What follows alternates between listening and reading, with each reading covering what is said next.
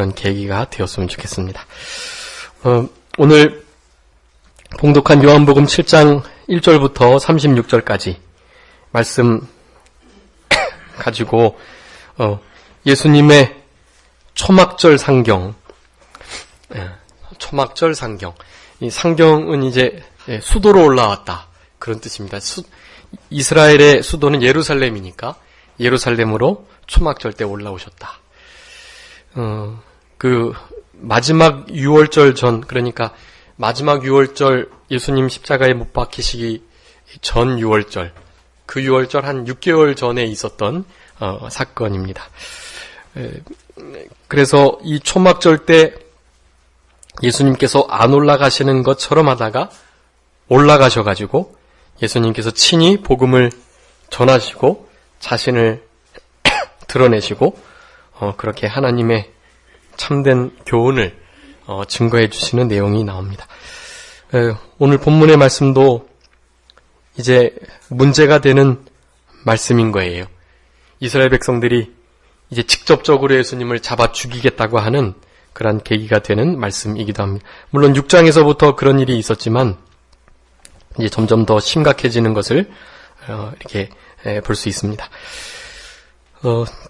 원래 이렇게 지금 이 시간에 36절까지 하기는 너무 힘든데 본문을 너무 길게 잡아놔가지고, 이게 우리 이제 주일학교 가르칠 공과 본문이기 때문에 그런데요.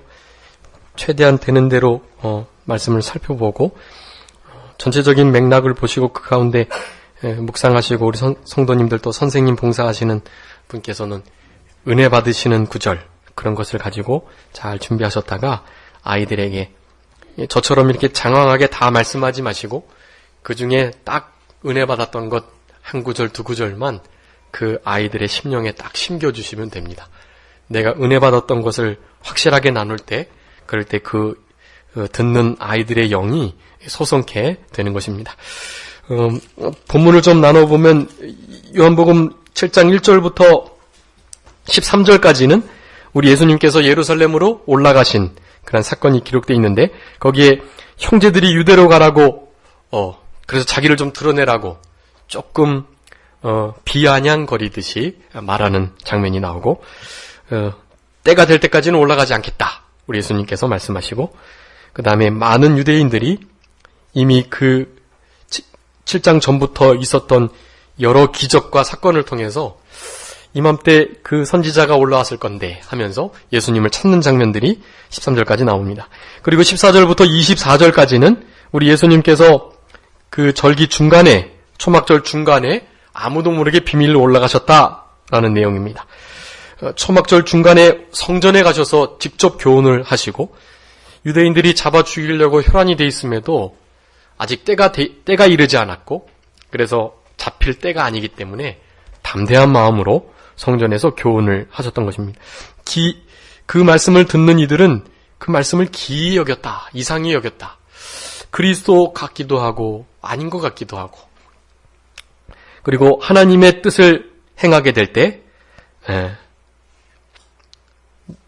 내 이 말하는 교훈이 사람의 말인지 혹은 너희들이 섬기는 그 하나님께로부터 온 것인지 알게 되겠다. 그 말씀이 이제 17절에 있는데, 요 17절이 요 절입니다. 이 7장 전체의 가장 요긴한 구절이에요. 우리들도 이런 교훈에 적용이 돼야 되고, 우리 성도님들의 삶 가운데 진리의 순종의 면이 있지 않다면, 그렇다면 하나님의 참된 진리의 말씀을 깨달으실 수가 없습니다. 두 개가 같이 가는 거예요. 하나님 말씀을 사모해서 깨달으려 할 때 진리의 말씀이, 사모해서 그 말씀을 순종하려 할 때 말씀이 깨달아지고, 그 깨달아진 말씀이 확신에 거하니까 다시 순종하게 되고, 이 두 가지가 같이 함께 가는 것입니다. 우리 예수님께서 17절의 말씀을 교훈하시고자 오늘 초막절에 상경하신 거예요. 아주 요긴한 말씀이고, 그래서 나는 스스로 이런 말을 하는 것이 아니라 신적 권위를 가지고 하나님 아버지께서 나에게 주신 말이다, 보여주신 말이다, 친히 그렇게 증거하십니다. 그리고 그 말을 듣고 예수님을 잡아 죽이려는 자가 있었지만 역시 하나님의 때가 아니기 때문에 아직까지는 잡지 못하는 그러한 일들이 24절까지 나오고, 이제 25절부터 마지막 36절까지는 예루살렘 사람들에게 예수님께서 담대하게 전도하신 것, 성전에서 교훈하신 다음에 예루살렘 거리를 다니면서 사람들에게 전도를 하셨습니다. 예루살렘 거하는 이들이 많이 그리스도 메시아관이 잘못되어 있었기 때문에 그런 것들을 좀 바로 잡아주시고, 예수 그리스도께서 스스로 사람을 의지하지 않고 증거하시는 그런 사건이 나오면서 결국 구원을 완성하실 그러한 것을 약속하시는 그러한 장면으로 36절까지 말씀을 마치고 있습니다. 1절에 보시면 이후에 예수께서 갈릴리에서 다니시고 유대에 다니려 아니하셨다. 왜냐하면 유대인들이 죽이려 하셨기 때문이다. 유대인들이 죽이려고 하는 것이 무서워서 두려워서 그리하신 것이 아니고요. 계속 이제 나오지만 우리 주님은 늘 하나님의 명령, 하나님의 때, 하나님께서 명령하신 예수님의 때를 따라서 움직이십니다. 그렇기 때문에 아직 올라가서 많은 유대인들이 초막절을 맞이해서 여러 곳에서 모이는데 예수님을 그렇게 보려고 하고 예수님을 해하려고 하는 자들도 있고, 그렇기 때문에 하나님의 일이 방해받지 않게 하시기 위하여 하나님께서 가라 하실 때 가시려고 올라가시지 않으셨습니다. 2절에 유대인의 명절인 초막절이 가까웠다. 초막절을 분명히 언급하는 것은 이제 이 초막절은 이제 출애굽해가지고 광야 생활을 하면서 장막에서 거하는 것, 그것을 기념하면서 중간 첫 소산을 하나님께 드리면서 일주일간 지내는 절기인데, 초막절, 유월절, 또 초실절, 이런 세 절기에 따라서 우리 하나님 앞에 모든 남자 유대인은 무조건 예루살렘 성전에 모여서 예배를 드려야 하는 그러한 규례가 있었기 때문에 그렇게 그 초막절을 따라서 하나님의 뜻을 이루시려는 그러한 예수님의 일을 이렇게 초막절이 가까웠다라는 말씀을 하면서 우리들에게 말씀하시는 것입니다. 3절에 그 형제들이 예수께 이르러서 당신의 행하는 일을 제자들이 보도록 여기를 떠나서 유대로 가소서라고 말합니다. 여기 형제들이라고 나오는데 3절에 이 형제들은 우리 예수님의 동생들을 가리킵니다. 마태복음 13장 55절 한번 읽어주시기 바랍니다. 마태복음 13장 55절. 이는 그 목수의 아들이 아니냐, 그 모친은 마리아, 그 형제들은 야고보, 요셉, 시몬, 유다라 하지 않느냐. 아멘. 거기 야고보, 요셉, 시몬, 유다, 이 네 명의 남자 동생들이 있었습니다. 형제들이 예수님을 아직도 믿지 않아서, 형제이기 때문에 대접을 못 받고 또 같이 자라났으니까 당연히 그리스도 메시아라고 생각할 수가 없겠죠. 조금 어려움이 있지만 그의 하는 일들, 또 그에게서 나오는 인품이나 그리스도의 향기, 이런 것을 보면 충분히 알 수도 있었는데 그러지 못했던 것입니다. 여기 나오는 야고보, 요셉, 시몬, 유다, 그 첫째 야고보하고 마지막 유다가 야고보서를 쓴 또 유다서를 쓴 장본인들이에요. 나중에는 이들이 예루살렘 교회의 기둥과 같은 존재가 되는 것입니다. 마가복음 3장에 보면 예수님을 미친 자로 오해하고 예수님을 찾으러 오기도 했었어요. 그리고 오늘 본문처럼 이렇게 비아냥거리면서 당신이 선지자 일을 행하는데 좀 그런 일들 많은 사람들이 볼 수 있도록 해라, 그런 식으로 좀 비꼬듯 말을 한 것입니다. 그런데 결국에는 5절에 보면 그 형제들이라도 예수님을 믿지 않았다. 형제들이 사실은 믿기가 좀 더 어려운 상태에 있었을 것이고, 세상에 자기를 나타내라고 하는 그 말, 사실은 그 불신앙적인 형제들의 말처럼 하나님께서는 또 오묘하게 섭리를 하셔서 모든 사람들이 다 알 수 있는, 그래서 세상에 나타나지는 그러한 역사가 있었던 그것을 우리가 알 수 있습니다. 결국에는 사도행전 1장에 보면은 제자들과 함께 이 예수님의 동생들도 함께 유월절 그 오순절 보혜사 성령님을 기다리면서 함께 기도하는 장면이 나오고, 고린도전서 15장에는 예수님께서 부활하신, 십자가에 못 박혀 죽으시고 부활하신 다음에 한 40일간 계셨는데 적어도 10회 이상 제자들과 또 많은 백성들에게 예수님의 부활의 모습을 나타내 주셨습니다. 근데 그 중에 예수님의 동생들에게도 예수님이 나타나셔서 내가 그리스도고 메시아인 거, 부활의 주라는 것을 증거해 주셨던 것입니다. 그래서 이제 사도행전 15장에 보면은 이 야고보 또 유다 이런 이들이 그 예루살렘 교회의 기둥과 같은 존재로, 지도자로 그렇게 주님을 잘 증거하고 믿고 섬기는 그러한 모습을 볼 수가 있습니다. 6절에 보면 예수께서 가라사대 내 때는 아직 이르지 아니하였다. 너희 때는 늘 준비되었지만 내 때는 아직 이르지 않았다. 이때는 구원의 완성을 하실 때이고 그때는 곧 예수 그리스도께서 십자가에 못 박혀 돌아가실 때인 것입니다.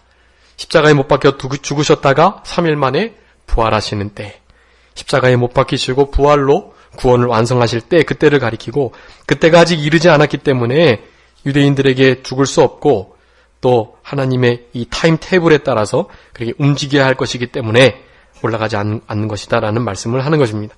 근데 너희 때는 준비되었다고 말씀합니다. 너희 때는 무엇이냐 하면 바로 예수 그리스도를 구주로 믿고 구원받고 은혜 받을 때라는 것을 가리킵니다.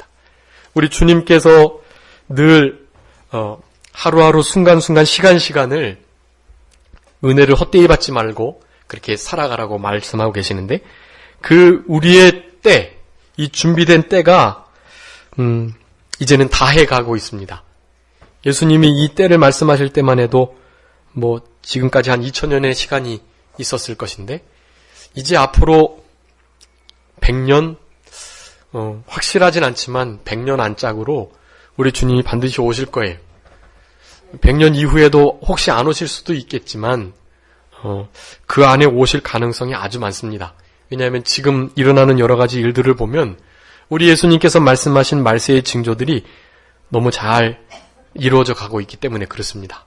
그래서 우리는 그 준비된 때가 다 된 줄 알고 지금 바로 이 순간 이때를 허송세월하지 않고 은혜를 힘써 받으면서 구원을 최선을 다해서 이루어가면서 세월을 아끼고 세월을 허비하지 않는 우리 성도님들의 모습이 되셔야 되겠습니다.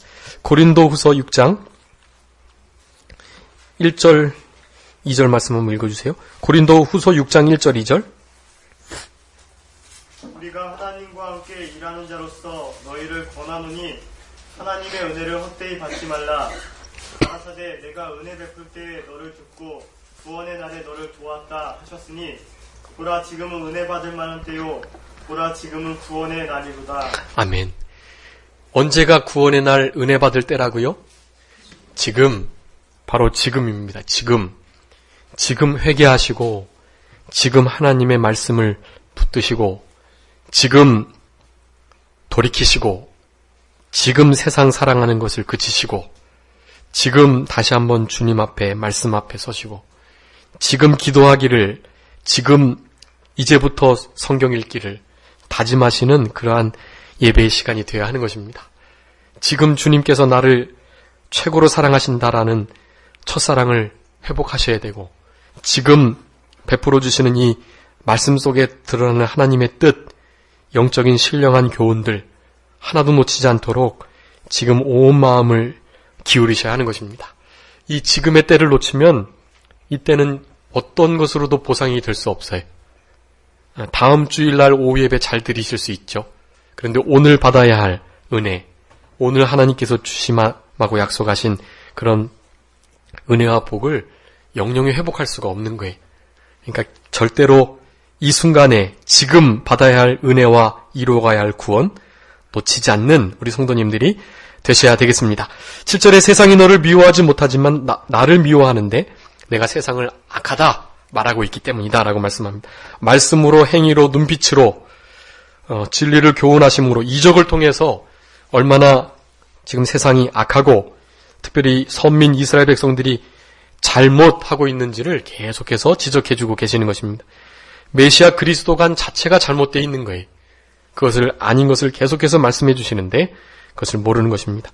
오순절 보혜사 성령님이 오신 후에야 그들이 깨달았던 것을 우리는 알 수 있습니다. 8절에 너희는 명절에 올라가라. 그렇지만 나는 내 때가 아직 차지 못했기 때문에 이 명절에 아직 올라가지 않겠다. 라고 말. 아직 올라가지 않겠다 하면서 그들을 먼저 보낸 다음에 예수님도 올라가셨습니다. 때가 있는데 계시록 9장에 보면 그 연, 월, 일, 시라고 말합니다. 사실은 시간까지 딱 정해져 있어요. 우리 예수님은 그 하나님의 시간 안에서 다 움직이신 것입니다. 형제들이 올라간 다음에 한 2-3시간 뒤에 올라가실 수도 있어요. 왜냐하면 그 2-3시간을 기다리셨던 것입니다. 그 때를 하나님께서 올라가라 하실 때까지를 기다렸다는 것. 형제들은 이해할 수 없죠. 그리고 이 말씀을 하시고 갈릴리에 그저 머물러 계셨다 말씀하고 그 형제들이 올라간 후에 우리 예수님께서도 올라가셨다 말씀합니다. 며칠이 지났는지 모르지만 어쨌든 7일 안에 중간에 올라가셨으니까 한 2-3일 지난 다음에 올라가셨을 것 같습니다. 그렇게 올라가시되 비밀히 하셨다. 왜 비밀히 하셨을까요? 유대인들이 두려워서 그랬을까요? 아니면 비밀히 하셨다는 것은 예전에도 한번 말씀드렸는데 메시아 은닉사상이다 그렇게 말씀드렸습니다. 신학적 용어인데 제가 이 용어를 잊을 수가 없어요.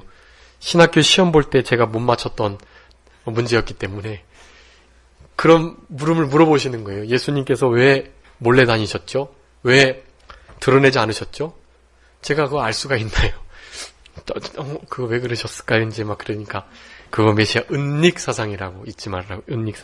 은닉사상은 다른 게 아닙니다. 하나님의 타임 테이블에 맞춰서 하나님의 일을 하나님의 때에 하나님의 방법으로 하게 하기 위한 그런 한 반편인 것입니다.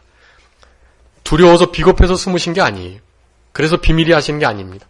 지금 나를 드러내면 하나님의 일이 메시아 그리스도의 이루어야 할 일이 방해가 되니까 그러니까 그것을 숨기시고 일을 하시기 위해서 비밀히 하셨다라는 것입니다. 11절에 명절 중에 유대인들이 예수를 찾아가지고 어디 있느냐고 묻고 있는데 비밀히 하셨기 때문에 잘 알지 못했지만 그렇지만 그렇다고 어디 숨어 계셨던 것이 아니고 성전에서 당당하게 말씀을 교훈하셨습니다. 12절에 예수께 대하여 무리 중에 수군거림이 많은데 좋은 사람이다 혹은 아니다 미혹해한다라는 말들이 있었고 그러나 유대인들은 두려워해서 그가 좋은 분이다 그렇게 말하는 사람이 없었다. 그렇지만 많은 사람이 어쨌든 그리스도교로 유대교에서 돌아왔던 것을 우리는 알 수 있습니다. 유대인들이 사람을 두려워했는데 사람을 두려워하면 결국 올무에 빠질 수밖에 없습니다. 잠언 29장 25절에 사람을 두려워할 때 올무에 빠지게 된다. 그러니까 제대로 하고자 하는 일을 못하고 덫에 걸려서 모든 일들이 그쳐진다는 거예요.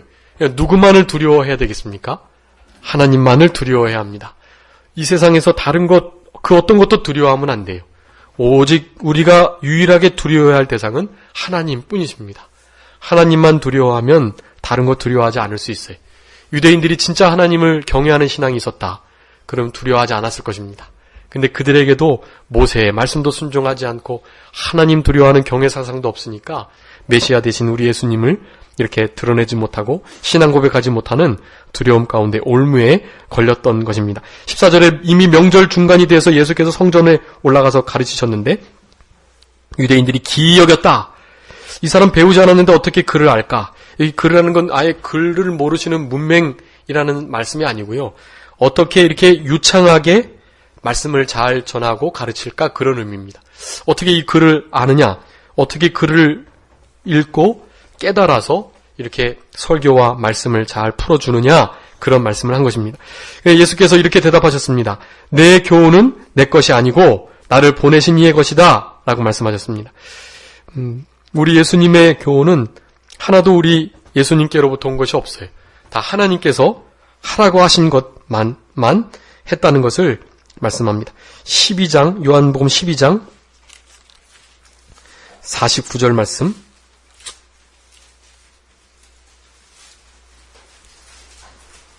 내가 내 자의로 말한 것이 아니요 나를 보내신 아버지께서 나의 말할 것과 이를 것을 친히 명령하여 주셨으니 아멘. 우리 예수님께 말할 것과 이를 것을 친히 명령해 주신 거예요. 그래서 우리 예수님은 자의로 예수님의 뜻대로 말한 것이 하나도 없는 것입니다.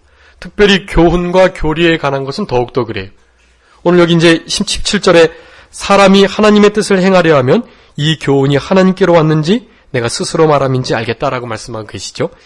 이 교훈은 이전까지 여러 가지 기적을 통해서 우리 예수님께서 하나님의 아들이신 것, 그리스도이신 것, 그리고 예수님을 믿어야만 영생이, 부활이 있다는 것, 이것을 계속 말씀해 주셨는데 그런 교훈들, 그리고 여기 교훈이라는 것은 신앙 생활에 관한 말씀입니다. 근데 교리하고 교훈은 좀 다른 것이, 교리는 신앙 자체를 묘사하는 단어인 거예요. 신앙 자체. 이를테면 그게 이제 도그마라고 하는 게 도그마. 진리의 말씀. 우리 신앙 그 자체를 이를테면 예수님의 십자가의 죽으심, 또 부활하심, 승천하셨다가 다시 오심, 동정녀 탄생하심, 이런 것들은 교리적인 부분이. 근데 교훈은 그런 교리들이 실생활에서 신앙생활로 어떻게 나타나야 되나를 실천적으로 말씀해 주시는 것이 교훈입니다. 흔히 이제 그것을 이렇게 디다케라고 해가지고 독트린이라고 하는데, 그 교훈적인 진리의 말씀. 그러니까 오늘 17절의 이 말씀이 아주 우리들에게 중요한 의미를 부여하는데, 하나님의 뜻을 행하려 할 때만이 교리적인 부분도 깨달을 수 있다는 거예요. 교리적인 부분을 잘 깨달으려면 실천적으로 순종해야 된다라는 말씀을 하는 것입니다. 순종하려는 마음이 있어야만 그 교리적인 말씀이 깨달아지고 그것이 내 교훈적인 그러한 신앙의 양식이 된다라는 것을 말씀하는 것입니다. 이제 뒤에서 말씀하시는 여러 진리와 또 교훈들이 있습니다. 그런 것들을 이 유대인들은 거의 깨닫지 못해요. 예수님의 무슨 꼬투리를 잡아서 예수님을 죽이려 할까 그 생각만 있는 것이지 결코 예수님의 말씀을 하나님 말씀으로 받지 않고 그것을 사실은 그 말씀을 사모하거나 깨달으려 하지 않았기 때문입니다. 근데 왜냐하면 하나님의 말씀, 모세의 말씀도 마찬가지고 예수 그리스도의 그 말씀을 전혀 순종하려고 하지 않기 때문에 그렇습니다. 우리 성도님들도 하나님 말씀 들을 때 내 지식을 높이거나 또 전에 듣지 못했던 새로운 말씀을 들으려고 하시거나 그렇게 말씀을 보신다면 그거는 잘못하시는 거예요. 말씀을 왜 들으십니까? 그 말씀을 순종하기 위해서 들으시는 거예요. 그 말씀, 내가 이때까지 들은 말씀에 비춰서 뭘 순종 못했는지, 뭘 순종해야 할지, 그런 것들을 말씀을 들으실 때 결심하시는 거예요. 우리의 힘으로 못하지요. 다 성령님께서 하게 해 주셔야만 합니다. 근데 우리 마음에 내가 주장할 수 있는 자유의지를 사용해서 그런 기본적인 선한 마음의 태도를 갖는 거예요. 그렇게 하나님의 뜻을 순종하려고 할 때, 그럴 때 하나님의 교훈의 말씀이 깨달아진다. 그리고 그 말씀이 참된 말씀인지 그렇지 않은 말씀인지를 알게 해 주신다라는 것입니다. 이 하나님의 뜻, 요한복음에 몇 번 나왔는데 우리 요한복음 4장 34절에 우리 예수님의 양식, 내 먹을 양식은 이것이다 라고 말하면서 나왔는데 한번 읽어주시기 바랍니다. 요한복음 4장 34절. 예수께서 이르시되 나의 양식은 나를 보내신 이의 뜻을 행하며 그의 일을 온전히 이루는 이것이니라. 아멘. 하나님의 뜻을 행하고 그의 일을 이루는 것이다. 하나님의 뜻과 하나님의 일은 내나 같은 거예요. 그래서 하나님의 뜻을 행하고 하나님의 일을 온전히 이루는 것, 그것이 우리 예수님의 양식이 된다. 예수님의 양식, 예수님이 바로 생명의 떡이시고 예수님은 하나님 말씀과 하나님 뜻을 순종해 드리는 것, 이루어 드리는 것으로 본인의 양식을 삼으셨다는 거예요. 그러니까 앞에서 6장에서 말했던 예수님의 살과 피, 예수님이 드시는 양식, 썩지 않는 양식, 영의 양식, 다 같은 것입니다. 하나님 말씀을, 하나님의 뜻을 순종하려는 이 마음의 태도, 이 마음의 태도를 믿음으로 갖는 것이 영의 양식, 썩지 않는 양식을 먹는 것이고 살과 피를 먹는 것이고 예수님의 양식에 동참하는 것이고 예수님의 살과 피를 믿음으로 먹는 것이다 라고 할 수가 있는 것입니다.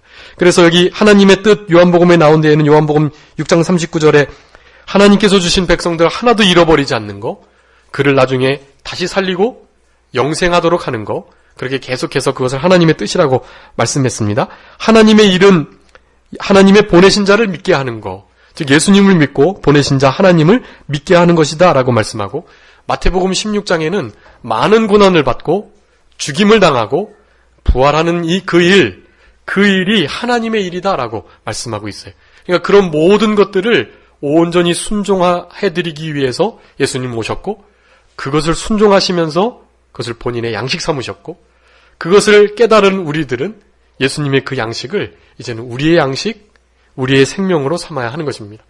예수님 믿으면서 고난받고 죽음에까지 이르는 그러한 일들을 이미 내가 당한 것처럼 그 일이 닥칠 때 당황하지 않고 이 일이 당연히 있을 것인 것처럼 그렇게 그 고난과 어려움을 받아들이는 것입니다. 그리고 주님을 절대 신뢰하면서 그 주님의 뜻을 이제 다른 말로 계명이라고도 하는데, 하나님의 선한 신령한 영적인 뜻이 율법, 계명의 말씀이에요. 그 계명의 말씀, 하나님의 계명은, 우리를 향하신 뜻은 이것이다 라고 말씀하시면서 요한일서 3장 23절에 말씀합니다. 예수 그리스도를 믿는 것, 그리고 하나님의 계명 중에 서로를 사랑하라는 계명을 지키는 것, 그 두 가지가 하나님의 계명이라고 말씀하고 있어요. 그 두 가지를 이루어 드리는 거, 그게 예수 그리스도의 양식을 먹는 거고 예수 그리스도의 살과 피를 먹는 것이라고 하겠습니다. 그렇기 때문에 그런 마음이 있는 우리들에게는 날마다 깨달음이 있는 거예요. 이 말씀이 송목사의 말이냐 혹은 하나님의 말씀이냐를 분별하실 수가 있는 것입니다. 그렇게 순종하려는 하나님의 뜻을, 하나님의 일을 순종하고 이루어드리려는 마음이 없으시면 하나님께서 주시는 말인지 사람의 말인지 세상 말인지 천국의 말인지 분별을 못하는 거예요. 그렇지만 내가 하나님 말씀을 사모하고 순종하면서 이루어드리려고 노력할 때 사모하는 심령을 만족해 하시는 그 하나님을 늘 만나게 되는 것이고, 그럴 때 그 진리의 말씀이 우리를 밝히고 성령님이 또한 깨닫게 해주시는 은혜가 있어서 이 진리의 말씀이 온전케 되어 하나님을 기쁘시게 해드리는 역사가 있게 되는 것입니다. 이 17절의 말씀, 요긴한 말씀이고, 사람이 하나님의 뜻을 행하려 하면 이 교훈이 하나님께로서 왔는지 내가 스스로 말함인지 알겠다. 이 말씀하시고자 우리 예수님께서 이 초막절에 올라와서 담대하게 성전에서 가르치셨던 것입니다. 18절에 스스로 말하는 자는 자기 영광만 구하지만 보내신 이의 영광을 구하는 자는 참되다. 그 속에 불의가 없다. 우리 예수님께서 하나님께서 말하는 대로 말하고 또 시키는 대로 보여주는 대로 말씀하시는 그런 참된 불의가 없는 그러한 자다라는 말씀을 스스로 증거하시는 것입니다. 이런 말씀들이 이제 예수님 자기를 그렇게 증거하면 그게 뭐 참 증거가 되겠느냐 하지만 예수님이 다른 사람의 증거를 받으실 수가 없어요. 증거하는 자보다도 우리 예수님이 월등하신 분이기 때문에 그 권위나 영적인 실력이나 뭐 다른 사람의 증거를 받으실 수가 없는 거예요. 그러니까 우리 예수님께서 스스로 그런 말씀을 하시는 겁니다. 뭐 자화자찬 같지만 자화자찬이 아니에요. 우리 하나님도 다른 것 맹세하실 수가 없어요. 그러니까 본인의 이름을 걸고 맹세하시는 거예요. 그런 의미입니다. 우리 예수님께서 자기가 낫다고 말하는 것이 아니고 진짜 그것이 참이고 의롭고 거짓이 없기 때문에 그렇게 증거할 수밖에 없는 거예요. 사람의 말로 증거를 받으실 수가 없는 것입니다. 그러면서 이제 19절에 보면 모세가 너희에게 율법을 주지 아니하였느냐, 너희 중에 율법을 지키는 자가 하나도 없다 라고 말씀합니다. 이제 예수님 본인의 말씀도 잘 듣지 않는데 그 이유가 뭐냐 하면 모세가 주었던 율법, 그 모세는 다 예수 그리스도를 예표하고 상징했는데 모세 자체도 예수 그리스도를 상징하고 있는데 그 모세의 말을 믿지 않고 듣지 않고 행하지 않으니까 이 예수님을 믿고 알 수가 없는 거예요. 그렇지만 율법의 겉에적인 면에는 다 지켜 순종합니다. 얼마나 철저하게 지키는지 더 철저하게 지키려고 세부 규칙을 만들어가지고는 그렇게 율법을 지키는 사람들이었어요. 그렇지만 우리 예수님은 단호하게 말씀하십니다. 너희들은 율법을 지키지 않는다. 율법을 지키는 자가 없다라고 말씀합니다. 왜냐하면 마태복음 23장 23절 마태복음 23장 23절 화에 있을진저 멸시하는 서기관들과 바리새인들이여 너희가 박하와 해안과 근처의 11조를 드리되 율법에 더 중한 바 의와 인과 신은 버렸도다. 그러나 이것도 행하고 저것도 버리지 말아야 할지니라. 아멘. 박하와 회양과 근처의 11조, 겉에 보이는 것은 너무나 잘 드리는데 그보다 더 중한 의와 인과 신에 관한 부분, 그런 것들은 전혀 지키지 않고 무시하고 버렸다, 외식한다라고 말씀을 하고 계시는 것입니다. 박하와 회양과 근처의 11조, 그것도 행하여야 하고 의와 인과 신, 그거 절대로 버려서는 안 된다고 예수님께서 말씀하는 것입니다. 의와 인과 신 더 중한 바 그것을 버렸기 때문에 율법을 제대로 지키는 자가 하나도 없었다라는 것입니다. 그러면서 너희가 나를 도리어 죽이려 한다라고 말씀합니다. 요한복음 5장에 몇 번이나 그랬죠. 예수님을 실제적으로 이제 죽이기로 예비하고 그 지도자들 급에는 그랬습니다. 근데 이쪽 일반 백성들에게는 아직까지 예수님을 죽여야 되겠다, 그런 일들이 없었던 것 같아요. 그래서 그 말을 들은 무리가 대답하되 당신이 귀신 들렸다. 누가 당신을 죽이려고 한다고 그럽니까? 라고 말씀하고 예수님께서 한 가지 일을 행했는데 너희가 이를 인하여서 괴히 여기면서 나를 죽이려 했다라고 말씀합니다. 한 가지 일은 요한복음 5장에 그 말씀하셨던 38년 된 병자를 안식일에 고쳤던 그 사건 때문에 결정적으로 예수님이 안식일을 범하는 자, 그렇다면 절대로 그리스도 메시아가 될 수 없다. 그래서 결국 예수님을 죽이기로 결단하고 작정하는 그러한 일이 있었는데 그 일을 지금 들어서 말씀하시는 것입니다. 그러면서 모세가 할례를 주는 거, 그거 사람의 법이지만 물론 모세가 준 것도 아니고 그전 아브라함 때부터 있었던 법인데 그 법 지키기 위해서 안식일을 범하는 너희들이, 내가 그 안식일 날 너희들이 말하는 대로 범하는 것처럼 여겨졌지만 사실은 그 38년 된 병자 온전케 전신을 깨끗하게 했는데 할례로 너희 몸을 부분적으로 깨끗하는 것은 되고 온 전신을 깨끗하게 한 내 일이, 생명 살리는 구원의 일이 왜 죄가 되느냐라고 말씀하시는 거예요. 그러니까 제대로 율법의 의와 인과 신을 알지 못했기 때문인 것을 말씀하고 계시는 것입니다. 율법을 폐하지 아니하려고 너희들이 사람의 안식일에 할례를 행하는 일이 있는데 너희가 나를 이렇게 놓아야 할 수가 있겠느냐? 내가 사람 전신을 고친 것 때문에 라고 말씀하는 것입니다. 외모로 판단하지 말고 공의로 판단해라 라고 말씀합니다. 이제 25절부터 36절까지 사람들에게 전도하시는데 중요한 것은 예수님이 그리스도인가 아닌가를 백성들이 많이 의아해하는 거예요. 근데 그것은 얕은 진리의 지식, 그것으로 예수님을 잘못 판단했기 때문에 그렇습니다. 지식이 아예 없으면 판단하지는 않을 건데 자기가 잘못 배운 거, 좀 낮은 단계의 것 배워가지고 높은 차원의 것을 이해하려고 하니까 죄를 범하게 되는 것입니다. 여기 본문에 보면 27절, 28절에 예수님께서 어디로서 오시는지 아는 자가 없으리라. 그리스도는 그래서 어디에서 오는지 몰라야 된다라는 말을 하고 있고, 또 어떤 데에는 또 예수님께서 미가 말씀이나 이사야 보면은 어린 아기로 베들레헴에서 나실 것 분명히 말씀하고 있거든요. 그런데 미가서의 말씀에 보면은 말라기 3장이나 다니엘서 7장 이런 데 보면은 호련히 오시겠다고, 알지 못하도록 오시겠다고 말씀하고 계시거든요. 호련히. 그 말씀을 오해해서 예수님이 어디서 나는지를 몰라야 그게 그리스도다라고 말을 한다는 거예요. 근데 그건 잘못된 것입니다. 그러니까 첫 번째 표현은 예수님의 초림을, 두 번째 그 호련히 오신다는 것은 예수님의 재림을 말씀하는 거예요.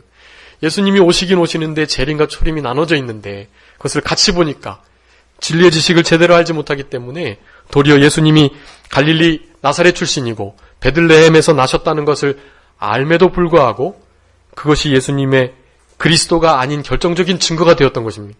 그러니까 진리의 지식이 얕거나 잘못 배울 때는 그렇게 자기의 신앙을 망치게 된다라는 것을 말씀해주고 계시는 것이고, 보내신 이는 참이시다. 너희는 그를 알지 못하지만 나는 그를 알고 그가 나를 보내신 것이 확실하다.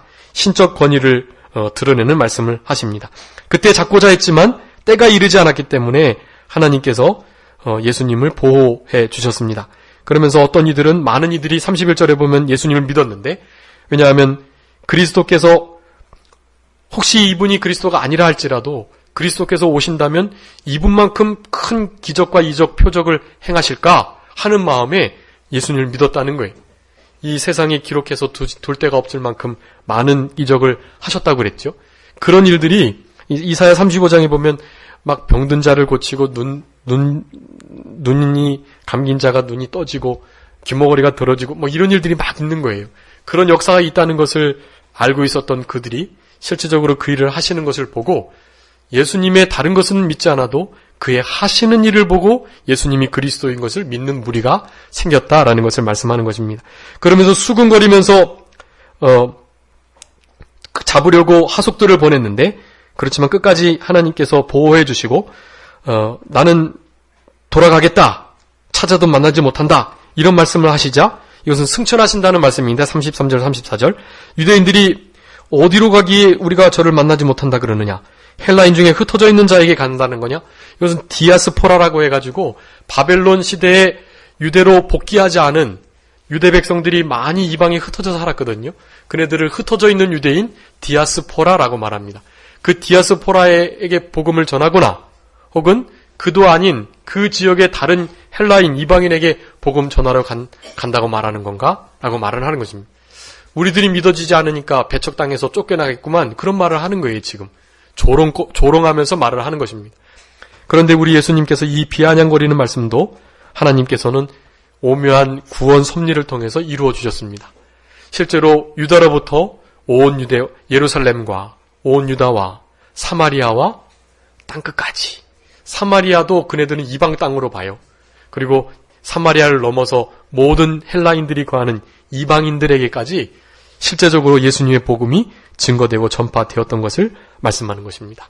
예수님께서 나를 찾아도 만나지 못할 터이고 나 있는 곳에 오지도 못하리라 한 이 말이 도대체 무슨 말이냐 하면서 끝까지 이해하지 못하는, 왜냐하면 그런 말씀을 순종하려 하지 않기 때문에, 하나님의 뜻을 순종하려면 그 말씀을 깨달을 수 있는데 그러지 않기 때문이라는 것을 말씀하고 계십니다.